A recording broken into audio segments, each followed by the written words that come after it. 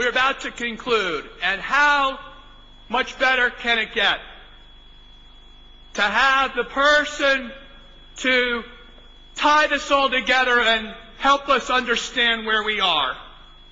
The very famous political journalist who spoke truth to power through his reporting and exposed one of the greatest stories of American corruption in American history by understanding that he had to tell the story. Isn't it appropriate now to have Carl Bernstein tell us what he thinks is the story behind this problem? Thank you.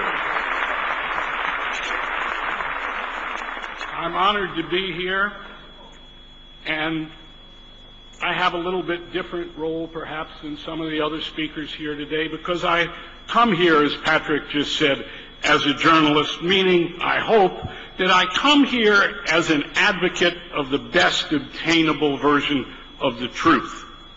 And obviously, at the same time, as someone who believes in basic human rights and their inalienable status. And one of the most impressive aspects of what we've heard here today are about some basic truths and some basic words we've heard. Evil, morality, terrorism, and what they mean. And also one of the speakers referred to the Kafkaesque aspects of what we're discussing up here today, where up is down and down is up.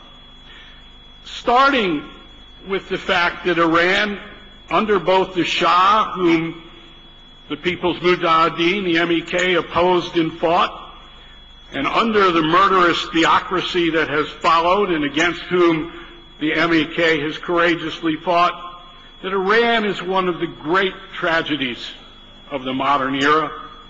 The scale of the tragedy, of the oppression, of the murder is horrendous.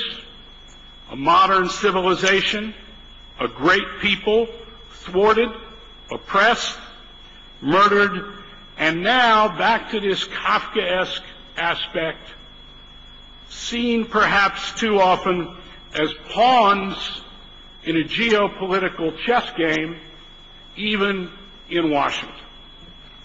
Because this is one of the great stories in the world today, and it is intimately part of what is perhaps the greatest and most important story today in terms of the future of the world, and that is, how does the world community deal with Iran?